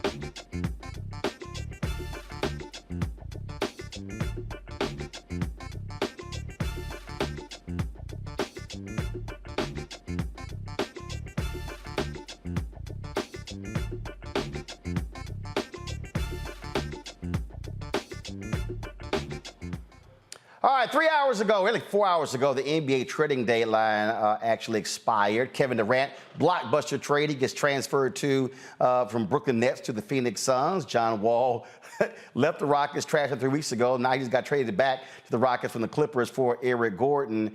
This happens all the time. And you look, when you're fans, you like, okay, whatever. My team has improved or they got worse. But we never actually think about the impact of those type of decisions on players, on their families, on their children. They're in school, the mental health. Super Bowl is taking place on Sunday, and so many people are going to be watching, and they're placing bets, and they're caring about what Rihanna's doing at the halftime show, but also not understanding the reality of what athletes go through. I remember a number of years ago, running back Stanley Wilson of the Cincinnati Bengals went on a drug binge a couple days before the Super Bowl. I also remember when the Raiders played in the Super Bowl, I forgot who they played. I think it was the center for the Raiders who had a mental breakdown, and he literally went missing.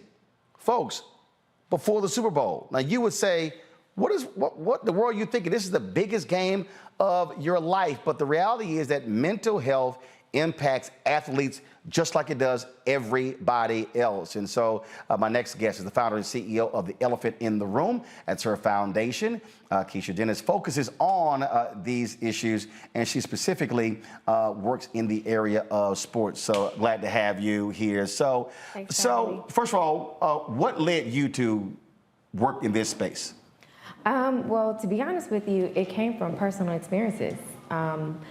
Years ago, when I was a teenager, I struggled with some mental health concerns, anxiety in particular.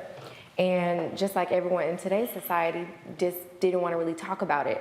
And so I knew that I wanted to change something about it. I knew that I didn't want to suffer in silence anymore, and I didn't want anyone else to suffer as well. And so I kind of coached myself out of it. And as years have gone by, I just realized that a lot of people these days, it's not as easy. And so I wanted to do something that would kind of help impact change. And then once I began to meet a lot of different players, athletes, professional athletes, I didn't really talk to them a lot about sports. I talked to them about their families. I talked to them about how they felt, what they were going through. And so we began having connections of that sort, and it hit me like, this is important. We've seen more athletes over the last, I say, 3 to 4 years really begin to talk about it. I remember Royce White being drafted by the Houston Rockets, and at one point he wouldn't fly. And they were trying to figure out travel to games on buses and things along those lines. He ended up getting cut from the team, and he still blasted them, saying the NBA wasn't prepared for this. We look at Ben Simmons with the Brooklyn Nets, played with Philadelphia, basically took off a whole year saying he wasn't mentally prepared to play. Folks saying, oh man, he's soft, he's weak, things along those lines. And so more and more, just like in corporate America, just like in academia, more and more professional sports teams and leagues are having to deal with the reality of the mental well-being of their players. Mm-hmm. You're absolutely right. Same thing. A lot of people, they wonder, well, we look at players, we look at athletes like as our entertainment, right? We want them to go ahead, perform at their highest potential, keep going every day. It doesn't matter. And you don't consider the fact that we're using them for our own mental health sakes, right? So we're looking. Now, it's a mental break for us. Exactly. It's work for them. Exactly. However, when we're having a bad day at work, we call off. But if someone misses a game, it's, wait, oh man, what happened? Or drops a touchdown or misses a tackle. It's replayed on SportsCenter, on social media. It becomes a meme for years. Yes. In fact, I forgot the guy. I hate the fact that they won, but it was a Dallas Cowboy tight end who dropped. It got literally, it's during the Super Bowl, hit him in the middle of the chest and got the touchdown. They still, that was in the 70s. They still show that play. And he's probably triggered still to this day, just because any mistake that they make, it's highlighted and it goes on. And in the era of social media, it's easy to pull up some old tweets, pull up an old clip. And so I know, like us, on every day if something happened to us, no one knows about it. We can go in our room, shut the door, start over the next day. And with them, I had a chance to look at some of their DMs. have you ever viewed the comment section? That's something that you don't consider. It's like, you don't realize that they're humans. And now with fantasy football, now you got people who are literally going on social media blaming an athlete for them losing a game. And I'm like, fool, your team is a fantasy team. You don't even own a real team. Right. Like they lose, it's a real loss. Exactly. You stop, but again, and some athletes have fired back and blasted people because of that. They fire back and blast people, and then they're criticized. So they have to learn how to respond to others when in actuality, it's us, the consumers, who need to learn how to control sometimes and realize, hey, let's humanize this person. You've done a lot of interviews with athletes who've been opening up about their mental health issues. Yes. One of my favorite things to do. We've had several interviews. One of the most recent was with A.J. Brown. He opened up and he spoke about mental health, talked about his childhood, and the stories are pretty much a lot similar. A lot of them grow up the same. They have the same goals, dreams, passions, and they go through things just like we do. And so being able to have the athletes open up, talk about mental health, my goal is to have them talk about it a bit more, because we know that they are looked at. You know, they have this platform where they can influence, and I know that if them sharing their story and me being able to connect with them in that way, maybe it could save someone else's life. And again, folks, if you go to your YouTube page, I am Keshia Dennis, you see it. Pull up right now. This is one of the videos here of a conversation that you had. The thing again that is for so many people who really doesn't quite understand the amount of pressure. You mentioned anxiety. Mm-hmm. There are well-known singers who literally have anxiety attacks before they go on the stage. Mm-hmm. For a number of these players, in fact, there was a gentleman, he just, I think it was a first-round draft pick, he just retired from the Dallas Mavericks because he said the anxiety was so overwhelming, he had to psych himself up just to play a game. Yes. And this is somebody who always the NBA is the pinnacle of being a basketball player. Yes. But he literally retired from the league because the anxiety was too much. Yes, and you would think that the way we look at it, we go to work every single day. And so with them, let's say they're going to work every single day and it looks glamorous and they're getting paid all this amount of money, but it still doesn't mean that they, could feel anxious about something, or it may come second nature, but I still want to be perfect. I still want to perform. I don't want to mess up, because I know how the world is so critical, especially when it comes to mental health. And so that is very well possible. And you mentioned earlier today about the trade. We think about trade and, we're like, well, this is, the game, and these are the rules of the game. However, these people do have families. They do have to discuss relocation. That is a stressor. It can cause anxiety. They have children. And so some of those things do affect them. And it's just important that we treat them with the same amount of respect as we treat ourselves if our company is going through a reorg. Same situation. The player I was talking about is Tyrell Terry. And in his statement, what he said was, this is what he said. This message is very difficult one to share and emotional one to write. Today, I decided to let go of the game that has formed a large part of my identity. And then he began to talk about it. He said that while I have achieved amazing accomplishments, created unforgettable memories, and made lifelong friends, I've also experienced the darkest times of my life, to the point where instead of building me up, it began to destroy me, where I began to despise and question the value of myself much more than those surrounding me could ever see or know. Intrusive thoughts, waking up nauseous, and finding myself struggling to take normal breaths because of the rock that would sit on my chest that seemed to weigh more than I could carry. This is just a brief description of the anxiety this sport has caused me. You will not believe how many times many people feel that exact same way. As a coach to some of these players, you have your trainers, you have your team physicians, you have the people that coach you on some of the physical things to help you be successful in your career. But the work that I do behind the scenes, it's, okay, we have a big game coming up. Let's work on mindfulness. Let's work on meditation. Let me schedule you some yoga. Let's do another exercise. Let's breathe. And we're having to do these things before games because it does help them prepare, and it is mental and physical. But that's expected. I've been there before. Being able, have you ever had a panic attack before? Mm-hmm. One of the worst feelings ever. So just imagine you're feeling that way, and then you still have to go show up for other people. That's difficult. That's very difficult. So my sentiments. All right, folks, we come back. We're going to have questions from our panel talking with Keisha about, again, we're talking mental health in sports. Super Bowl is taking place on Sunday. I'm telling you right now, there are some players you might think it's all about exciting. This is the biggest game of their life, and they're trying to figure out, man, how am I going to cope playing in front of millions watching around the world? We'll be discussing that next right here on Roland Martin Unfiltered on the Black Star Network. Download the Black Star Network app, Apple phone, Android phone, Apple TV, Android TV, Roku, Amazon Fire TV, Xbox One, Samsung Smart TV. If you watch on YouTube, hit the like button, y'all. We should easily be at 1,500 likes. Also, support us by joining our Brina Funk fan club. Check and money orders. Go to P.O. Box 57196, Washington, D.C. 20037-0196. Cash App, $RM Unfiltered. PayPal, R Martin Unfiltered. Venmo is RM Unfiltered. Zelle is Roland@RolandSMartin.com. Roland@RolandMartinUnfiltered.com. And be sure to get a copy of my book, White Fear, How the Browning of America is Making White Folks Lose Their Minds. Available at bookstores nationwide, Target, Books A Million. Download it from Audible. Order from your favorite black bookstore. We'll be right back.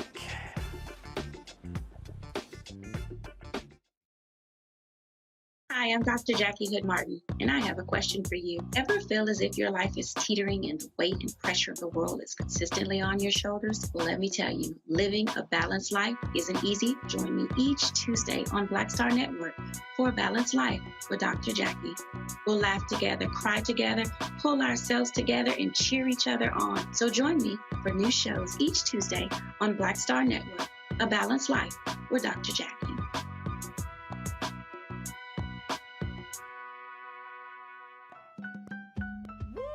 We're all impacted by the culture, whether we know it or not. From politics to music and entertainment, it's a huge part of our lives, and we're going to talk about it every day right here on The Culture with me, Faraji Muhammad, only on the Black Star Network.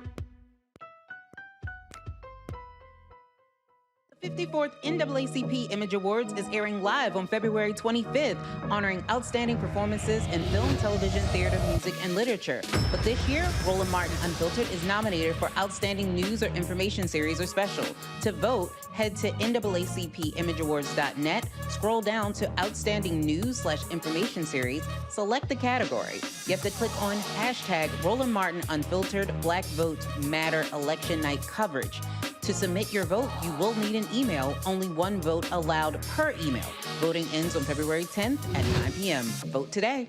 Pull up a chair, take your seat at the Black Table with me, Dr. Greg Carr, here on the Black Star Network. Every week, we'll take a deeper dive into the world we're living in. Join the conversation only on the Black Star Network. I'm Deion Cole, and you're watching Roland Martin Unfiltered. Stay woke.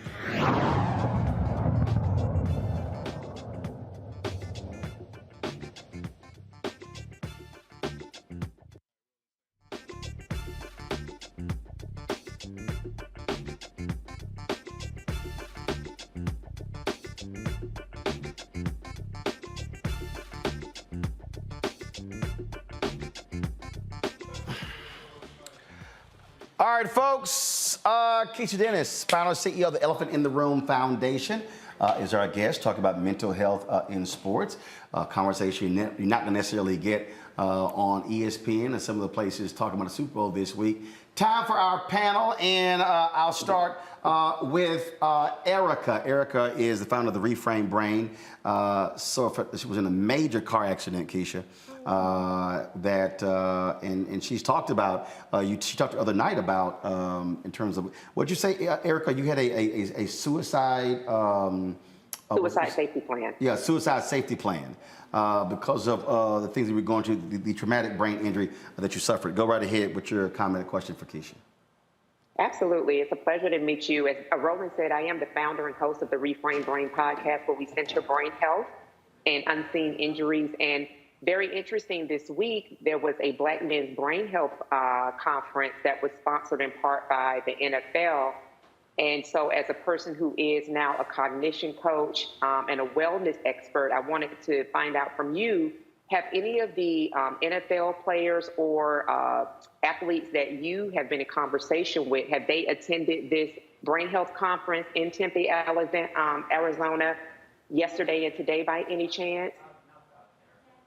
To my knowledge, they have not, but I do know that I believe the conference that you're speaking of, I was supposed to attend that conference, and a couple of the players were invited. However, there was a conflict in some of their schedules with some of the, things that they already had planned for marketing and sorts. So for next year, we'll plan for sure for them to attend to get more educated. Oh, wow. Excellent. All right. Reese. Nice to meet you, Keisha. I'm so glad you're here. Today's topic is more so centered around athletes. So I just wanted to get your take on the mental health of female athletes. There was a little bit more talk than normal with Brittany Griner and the harrowing ordeal being a political prisoner in Russia. So I'm just wondering if you've had any engagement with women athletes specifically, and with even high school or college women athletes. Hi, thank you so much. Yes, actually we have. We've spoken with several female athletes as well, collegiate and professional. And typically, it seems as though their mental health concerns are slightly a bit different. It's pretty much similar as some of the same concerns that us women have on a regular day. And there's it's a conference that was coming up, and it particularly talked about women and mental health when it came to females being pregnant and then going back to their sport. And so it's something that is growing in that topic. And so a lot of women were getting together to talk a little bit more on how to navigate motherhood, to navigate being a professional, and also not being looked at as someone who decided to go have a child and then deal with the mental concerns of coming back and being judged. But now I believe that's becoming more and more common, especially we've seen some of the greatest do it, Serena Williams.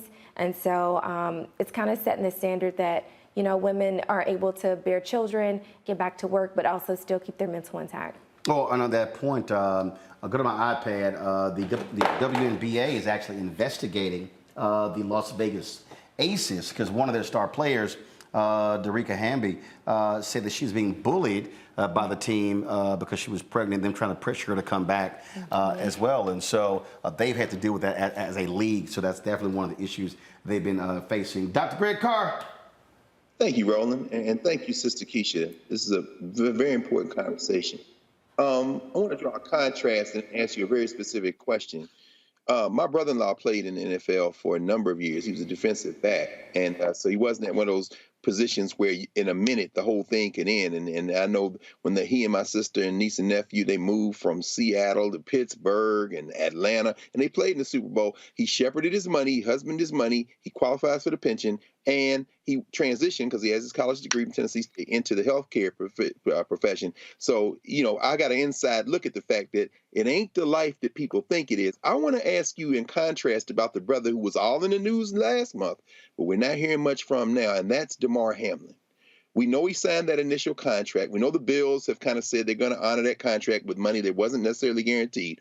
What kind of things go through the mind of an athlete whose career is cut abruptly short and who doesn't qualify for the pension, who might not have thought that they have to think about their life later on, who maybe at age 24 and 20 or 25, it's all over. And as we know, the league really doesn't provide for those kind of athletes. How do you counsel them at a moment when everything changes on a dime and what they thought was going to happen won't happen at all? Thank you so much. I think that's a wonderful question. Honestly, that is probably one of the most talked about things when it comes to players. It's pretty much either the transition, and like you said, with your brother and their family, it's a lot to deal with when it comes to transition out of league, especially if you maybe this was your first year deal, you didn't have a huge contract, but then your entire life from when you're about 3 years old playing Little League football up until you're 24 years old, and season-ending injury, career-ending injury, and then now you have to learn how to pretty much reinvent yourself, pretty much learn how to navigate your identity. It's an identity crisis. Who am I? What else do I like to do? What am I interested in? Who really is going to be there for me now that I don't have the fame, now that I don't have the contract? And so it is pretty difficult. And even with DeMar, I'm so excited, to see that he's been recovering. However, that is something that you have to think about. It's something that I'm pretty sure that him, his family, and everyone, they would want to discuss mental health, concerns when it comes to that, not just playing the game. Well, here, if you go to my iPad, the NFLPA medical director says that he guarantees that Hamlin will be playing football again. There was a hockey player who literally had this exact same thing, who came back, went on to a Hall of Fame career. But one of the things that a Hamlin still is going to deal with, what happens when he steps back on the field? What happens when he has his first contact? Again, that's flashing through your minds. A lot of players have talked about that. And again, I think, I remember ESPN had a show called Playmakers. And it was so real that their league partner, the NFL, made them cancel the show. Wow. No, Playmakers was so real because it was dealing with steroids, it was dealing with drugs, it was dealing with mental stuff, it was dealing with prostitutes, it was dealing with all kinds of stuff. But the NFL, if y'all never saw the show, I remember the show, I watched it. If you don't know that show, Google it. The NFL put maximum pressure on ESPN because the show was too real. They were like, no, this ain't fiction. This thing is nonfiction. But what that show revealed, again, the pressures of these athletes. You think about any given Sunday, Lawrence Taylor played the position. That critical sack or that tackle gets a $500,000 bonus, and how these players will literally put their health on the line to hit that bonus. That impacts you mentally, and then mentally for those players, what happens with their families of having to deal with that person when they're going through all that stuff on the team. Absolutely. I've spoken with some of the wives, girlfriends of some of these players, and it's the reality of it. And from my perspective, I get to see them call and talk about, they won the game. It was awesome. Everybody's cheering. Everybody's, running down the street, riding. Like, it's wonderful things are going on. But she's like, I'm the one who's up at 4 a.m. sitting next to the bathtub, doing cold water and putting ice in there because their bodies are just hurting. Mentally, they're drained. But they do it every day in and day out. And their mentality is that, that's what they love to do. And they're going to put everything on the line for it. So eventually. And that was, I believe, was it Lane Johnson? I think it was Lane Johnson with the Eagles. I think, yeah, here it is. Let me pull it up there. See, I told y'all, what happens when you read so much, stuff just simply stays in your brain, and you never know when the hell you're gonna need it. And so Lane Johnson, one of the best offensive linemen in history, he literally took a break. This is in 2021. He took a 2-week absence from the team to address mental health. Mm-hmm. And here's, like, they're in season. Mm-hmm. And folks are like, dude, we need you for the team. He's like, yo, if I ain't here, I can't be there for you. Absolutely. Will we do that at our regular jobs? Will we take some sick days? Will we take a week off of vacation? Absolutely. It is a little bit different because people rely on them to show up for everyone else and for the team. And granted, those guys, they do want to do that day in and day out. And so if while you're talking, y'all go to my iPad. This was the Twitter post that he posted, thanking folks for his absence. Go ahead. If he really, truly, he must have really been going through something to really take that time away because these guys are dedicated. In season. Yeah. And this is a guy who was a starter. Yeah. Who literally has had a Hall of Fame career. Yeah. And there were several times where he actually was going to retire in the offseason but decided to come back. Mm-hmm. He said, I need 2 games away. Mm. And I'm quite sure whatever that reason was, it was necessary. Now I know we might call Dennis Rodman crazy, but if anybody saw the Michael Jordan docuseries where The Last Dance, so Phil Jackson talked about how he they were going through the season and how he let Dennis Rodman go off to Vegas and go on a binge, and it was a trip because he said, I knew that if I didn't let Dennis go, there were going to be a lot of problems here. And he managed that thing where he said, I needed to let him go crazy to go do whatever the hell he needed to do to be able to come back and play. Yeah. It's that balance. It's that balance the same way we do on the weekends. It's like, listen, I need to go get my mind right. So if my mind is good, the game will be well. Yep. It's a risk. How can folks reach you if they want to get more information? Definitely reach me. I am on Instagram. I am Keisha Dennis, as I am KESHIADENNIS. And there's more information about my foundation, The Elephant in the Room, Instagram at The Elephant in the Room Inc. And website, www.theelephantintheRoomInc.org. All right, we appreciate it. Erica, Greg, Reese, we surely appreciate it. Thank you very much as well for joining us on the panel today.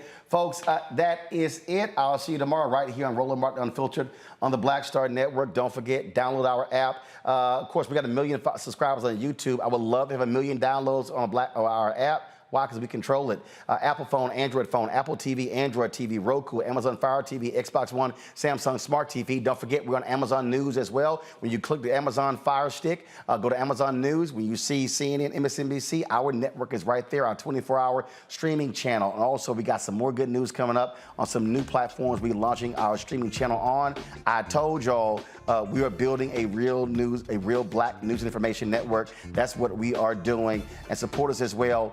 Give to us, check our money order, Cash App, Venmo, Zelle, Venmo, all the platforms. You know how to reach us. And get my book, White Fear, How the Browning of America is Making White Folks Lose Their Minds. I got to go. I'll see y'all tomorrow. Holla!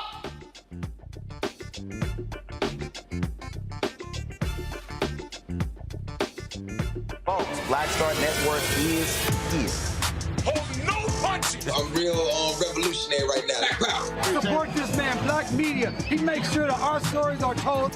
Thank you for being the voice of Black America, Roland. Stay black. I love y'all. All momentum we have now, we have to keep this going. The video looks phenomenal. See, there's a difference between Black Star Network and black-owned media and something like CNN. You can't be black-owned media and be scared. It's time to be smart. Bring your eyeballs home.